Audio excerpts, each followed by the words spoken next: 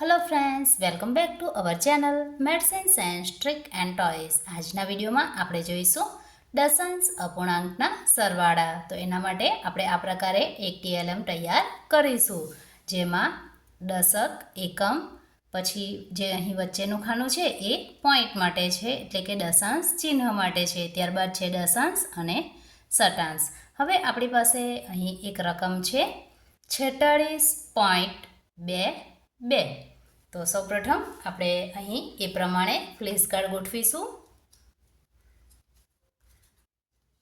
46 અહીં પોઈન્ટ એટલે અહીં લખીશું આ પોઈન્ટ, અને અહીંયા આવશે 2 અને 2।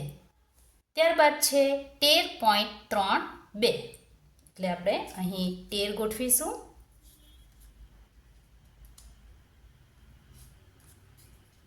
3 અને 2। તો ખાસ આ બાબતનું ધ્યાન આપીશું, પોઈન્ટની નીચે જ આપણે પોઈન્ટ ગોઠવવાનો રહેશે। જો પોઈન્ટની નીચે પોઈન્ટ ન ગોઠવીએ તો આપણા જવાબમાં ભૂલ આવશે। હવે આપણે અહીં સરવાળો કરીશું 2 અને 2 એટલે અહીંયા આવશે 4। ત્યારબાદ 2 અને 3 એટલે અહીંયા આવશે 5। 6 અને 3 સરવાળો થશે 9। 4 અને 1 સરવાળો થશે 5। તો આપણને આ બે સંખ્યાઓ છે જેનો જવાબ મળે છે 59.54। વધુ એક ઉદાહરણ લઈશું। હવે આપણે બીજું એક ઉદાહરણ લઈશું 5.3 માટે। અહીં આપણે 5 એ એકમના સ્થાનમાં છે એટલે અહીં 5 ગોઠવીશું। ત્યારબાદ પોઈન્ટ અને આ તરફ આવશે 3। ત્યારબાદ છે 6.17 તો અહીં આપણે 6 ગોઠવીશું।